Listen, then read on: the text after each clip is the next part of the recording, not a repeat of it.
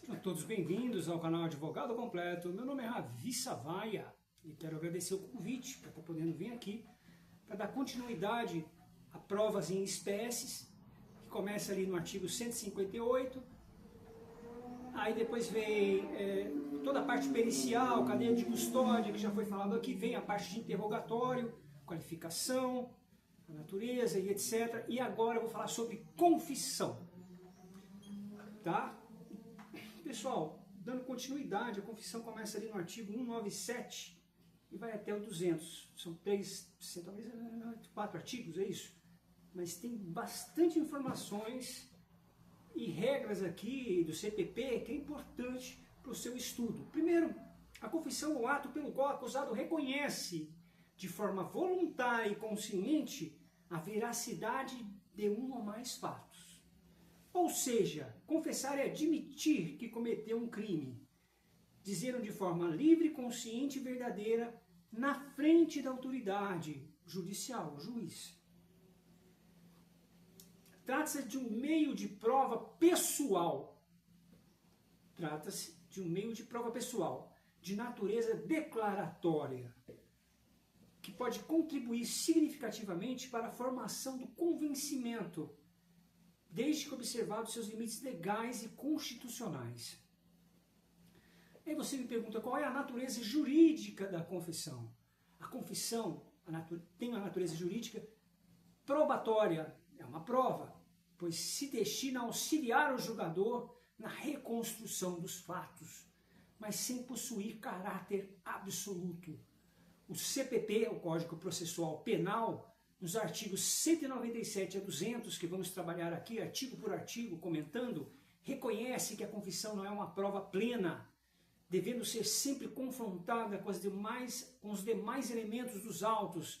Assim, a confissão não substitui a necessidade de provas materiais, testemunhais ou periciais. O objeto, você me pergunta qual é o objeto da confissão? O objeto é o fato delituoso e não o direito. Ou seja, o acusado pode admitir a prática do ato, por exemplo, um furto, mas não pode confessar juridicamente sua própria culpabilidade, pois essa é uma valoração exclusiva do juiz. O que se confessa são as condutas e circunstâncias fáticas, e não a tipificação ou a pena. Ficaria até ridículo, né? Eu confesso que no artigo 155 que é pena de tanto a tanto, eu pratiquei esse delito. Não, não é por aí. Ele vai confessar justamente a conduta e quais foram as circunstâncias rodeadas daquele fato delituoso que ele vai confessar. Por isso que fala que a confissão é o objeto da confissão é o fato delituoso e não o direito. Quais os requisitos da confissão? A gente está na introdução, tá, pessoal? Espontaneidade. Deve ser feita de forma livre, sem opressão, sem chantagem, sem negociação, sem querer proteger outra pessoa, sem coação física ou moral. Ela tem que ser espontânea. Segundo ponto dos requisitos é consciente. Ela deve ser feita consciente. O acusado deve compreender o conteúdo e as consequências do que ele está admitindo. Terceiro requisito, verossimilhança. O que ele está confessando deve guardar coerência com o conjunto probatório. Quarto requisito, legalidade formal. Deve ser realizada perante a autoridade competente com observância das garantias legais. Se ele está num bar ali com amigos e ele confessa, isso aí não tem valor de confissão. Ele está com um policial, encontra um policial na rua e fala, eu cometi tal crime. Não tem valor de confissão. O policial pode testemunhar isso. Tem valor testemunhal do policial, mas não tem valor formal de confissão. A confissão só é legal dentro da lei quando confessada em juízo. Porque ali ele vai estar com as suas garantias, especialmente o direito ao silêncio e a presença do seu defensor, garantindo a ampla defesa e o contraditório. Vamos dar um exemplo aqui para esclarecer. Um acusado que confessa o roubo, mas o faz mediante ameaça ou pressão policial, terá sua confissão considerada inválida. Já uma confissão... Por que foi inválida essa confissão feita mediante a pressão policial? Por que ela é inválida? Porque os requisitos da confissão é espontaneidade, consciência, verossimilhança e legalidade formal. Tem que ser uma confissão natural, espontânea, consciente e com legalidade formal, que tem que estar com o advogado, com o seu defensor. O artigo 197 do CPP, que começa a tratar desse assunto, deixa eu ver só se eu esqueci algumas coisinhas aqui, qualquer coisa a gente complementa depois, tá? Ele dispõe que a confissão tem um valor relativo, ou seja, seu peso probatório depende dos demais elementos de prova do processo. O juiz deve confrontá-las com outras provas para verificar sua compatibilidade. Aí você fala, mas poxa, como você está confessando, como é que tem valor relativo? Às vezes a confissão não é verdadeira.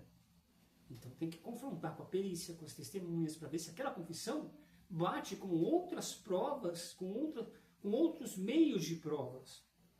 Vamos imaginar, se o acusado confessa um roubo, esta confissão só será considerada verdadeira se os demais elementos, como as testemunhas, câmeras de segurança ou objetos apreendidos, confirmarem o relato. Às vezes o cara está confessando para proteger um amigo, ou para proteger um cabeça da facção, para ganhar moral. O chefão da facção fala, você vai confessar lá, eu pago a faculdade da sua filha. Entendeu como é que funciona o esquema? Exemplo 2. Em um crime de tráfico de drogas, o réu confessa a posse da substância, mas afirma que era para consumo próprio. Nesse caso, o juiz deve comparar a confissão com laudos toxicológicos e depoimentos de policiais para verificar se há coerência. Eu fiz uma análise de um processo em que o cara foi pego com 5 invólucros de cocaína. E os policiais colocou que ele estava comercializando. Amigo, a partir do momento, porque no processo penal não adianta falar, você tem que provar. Não é porque ele está com 5 invólucros de cocaína que significa que ele é traficante. Tá? Então, foi feito o exame toxicológico dessa apreensão, deu 5 gramas e pouquinho. E aí veio o advogado de defesa e falou que as provas eram insuficientes. Não havia provas que diziam que ele fazia comércio. O que o advogado de defesa alegou? Tinha uma câmera. Vocês viram ele comercializando essa droga com outras pessoas? Não havia elementos probatórios, havia apenas o testemunho de policiais. Isso aí, pessoal, não é suficiente. Na dúvida, o juiz vai e dúbio pro réu, vai absolver. E esse caso, o cara foi absolvido. Por isso que as provas têm que ter conexões uma com as outras, tá? Assim, a confissão não é absoluta nem isolada, ela deve ser sempre analisada dentro do contexto probatório total, em consonância com o princípio do livre convencimento motivado do juiz. Vamos ver se eu esqueci alguma coisa aqui para vocês. «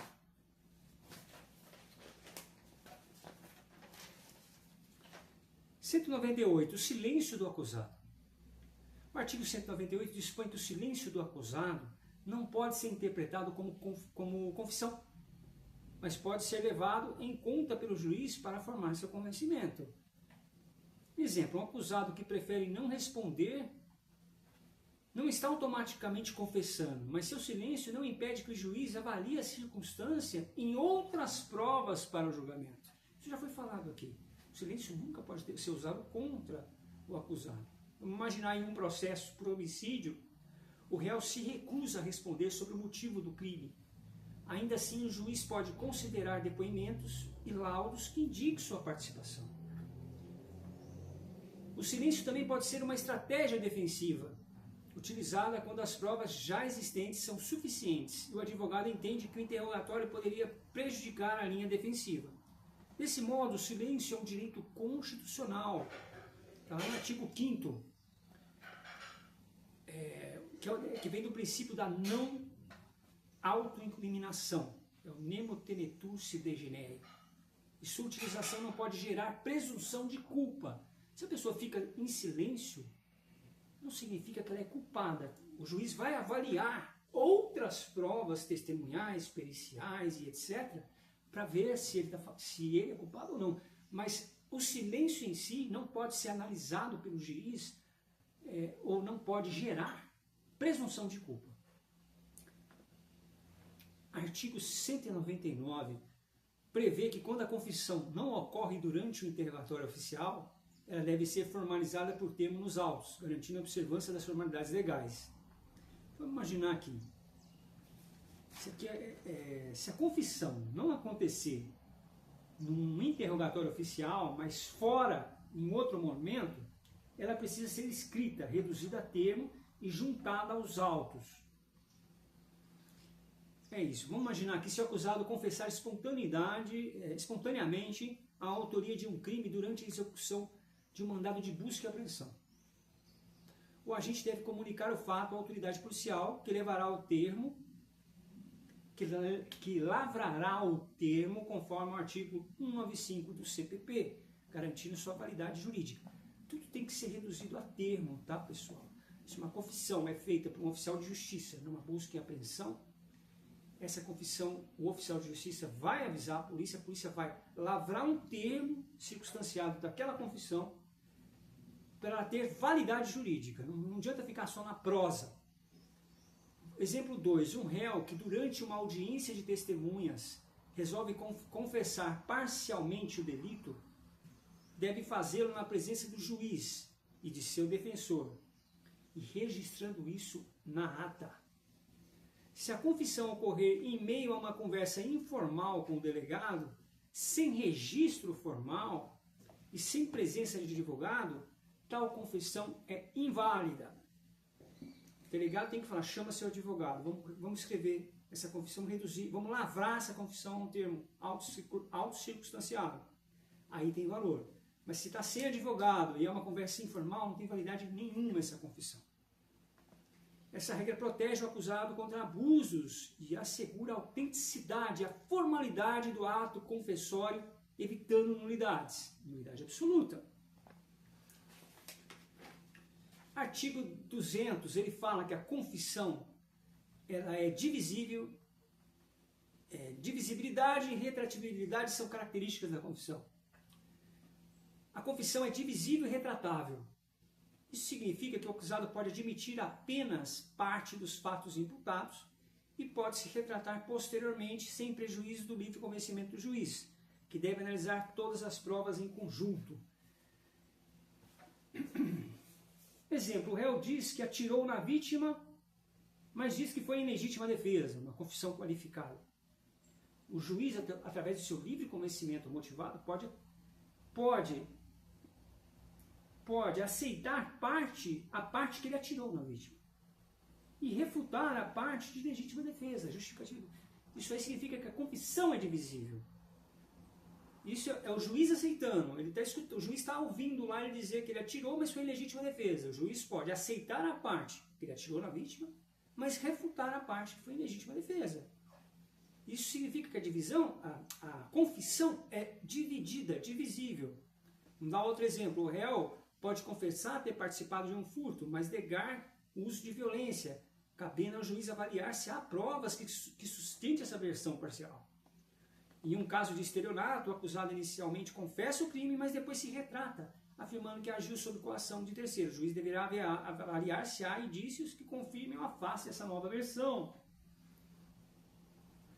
Então, o juiz pode fatiar o conteúdo, aceitar uma parte, recusar a outra, assim como na perícia, você lembra? Que o juiz pode aceitar um laudo de um perito, recusar o laudo de outro, aceitar parcialmente um laudo, recusar outra parte do laudo. O laudo também é divisível, assim como a confissão, laudo pericial, a confissão também é divisível. Retratável significa que o acusado pode mudar de ideia e se retratar, ou seja, voltar atrás no que disse antes. Isso pode acontecer durante um inquérito, o processo e até a fase de recurso. O réu confessa na delegacia, depois no julgamento diz que foi forçado. Então ele pode se retratar, por isso que fala que é retratável. Ele é divisível e retratável. Tá? A divisibilidade impede que o juiz aceite ou rejeite a confissão de forma absoluta. Não, ele pode aceitar parcialmente a confissão e negar. E a retratabilidade, ela é retratável, que o réu... Lembra o exemplo do cara que matou o Gari? Ele negou, não fui eu, esse carro é diferente, é outro modelo de carro elétrico, ele foi... Depois ele tinha tanta prova contra ele, que o advogado falou, cara, se você confessar, você vai ter uma diminuição de pena. Ele foi lá e confessou, ele se retratou novamente, fez um novo, depois uma confissão.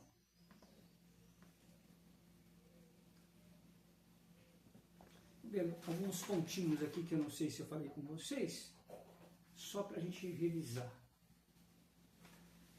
Existem duas espécies de confissão. Quanto ao local,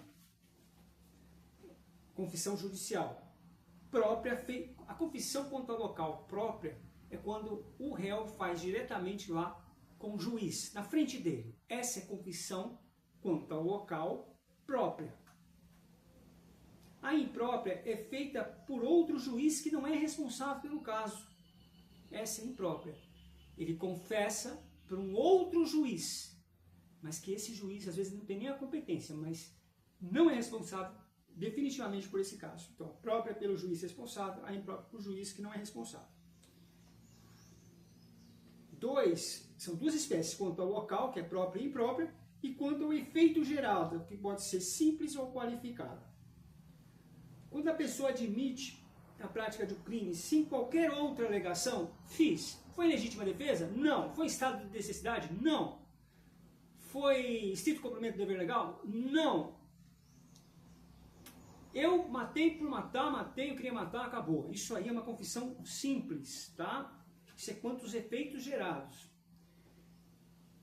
É a segunda espécie. E qualificada é quando o réu fala, eu matei, mas foi legítima defesa. Eu matei, isso foi estado de necessidade, eu matei. Mas havia uma inexigibilidade de conduta diversa, uma excludente de culpabilidade. Aí é uma confissão qualificada.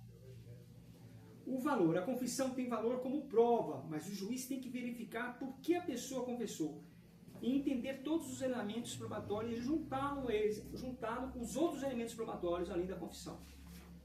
Os outros meios ou elementos probatórios.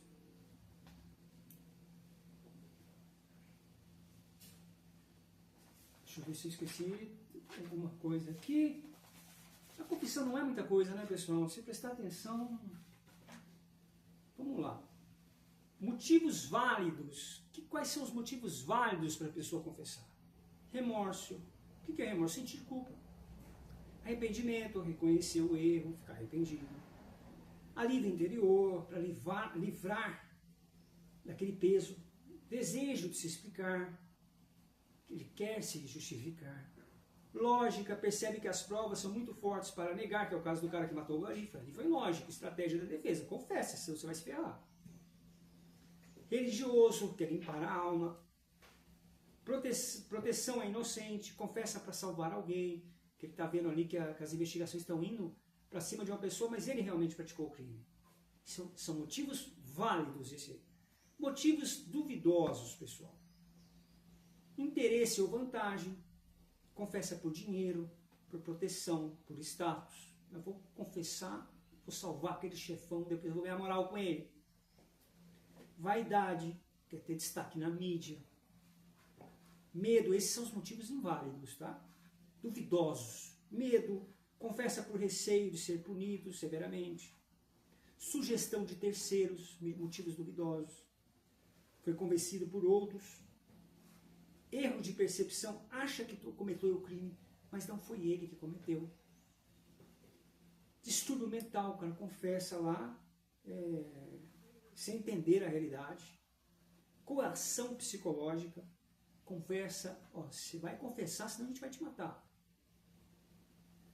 Tortura psicológica, dá uma surra no cara para o cara confessar. Isso é totalmente ilegal, essa confissão. Altruísmo, assume a culpa para proteger um amigo. O cara quer pagar de altruísta, é um idiota. Né?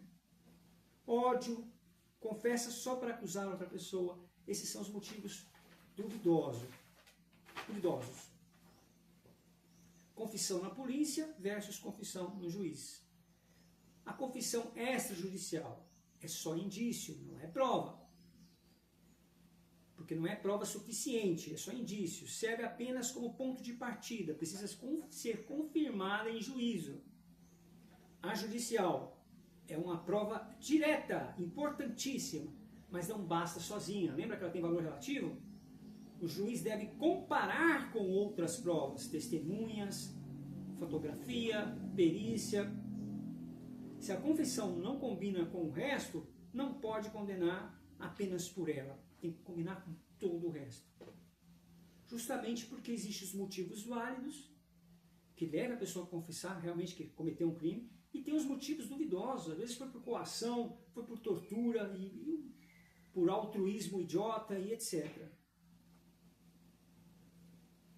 E delação, pessoal? O que é a delação? A delação é acusar, denunciar alguém. O acusado admite que cometeu o crime e ele aponta os outros que ajudaram como coautor e etc. Tem valor probatório, mas é perigosa essa prova, tá? A pessoa pode se vingar ou prejudicar. Por isso que é uma prova que não tem um grau tão alto, a delação. O juiz precisa ser muito cauteloso. Ninguém pode ser condenado apenas na palavra do delator. Tá? Isso a gente conversou, a gente fala mais disso aí, lá na Lei 12.850, que já tem um vídeo gravado aqui no canal. Delação premiada é quando o acusado ajuda o Estado revelando detalhes de um crime, como o plano, o esquema, como é que funcionava o Caixa 2, a lavagem de dinheiro. Ajuda a investigação, tá? Entrega esquemas, cúmplice, etc. E o acusado pode ganhar o perdão judicial, redução ou substituição de pena. Alguns doutrinadores falam que ela legaliza a traição. É uma forma de legalizar a traição. É uma crítica. Parece que você está barganhando com o criminoso. Padaró fala isso. Permite que quem delata tenha pena menor que cúmplices igualmente culpados. Pode gerar delações falsas por interesses ou vingança. Por isso que delação premiada tem que ser muito eficiente. Se não for eficiente, não bater com as provas, que não ajudar ali a descobrir esquemas, não tem valor nenhum. Pontos positivos. Ajuda a demonstrar o crime organizado, ajuda... Quem ajuda tem culpa menor e pode ser premiado por isso. É parecido com outros acordos previstos na lei como transação penal. Só vale se houver provas que confirmem o que foi dito. Vou repetir, a delação premiada só vale se houver provas do que for dito, porque senão o cara fala qualquer groselha lá para ter diminuição de pena, para ter perdão judicial. Tem que bater as coisas que ele está falando com os fatos, senão não tem valor nenhum. Alguns autores falam que a delação premiada é um mal necessário, deve ser usada com cuidado e com provas que confirmem o que foi dito para ter valor e eficiência. Tá bom? Muito obrigado pelo vídeo de hoje e até o próximo vídeo que a gente vai falar sobre acariação, busca e apreensão, testemunhas e etc.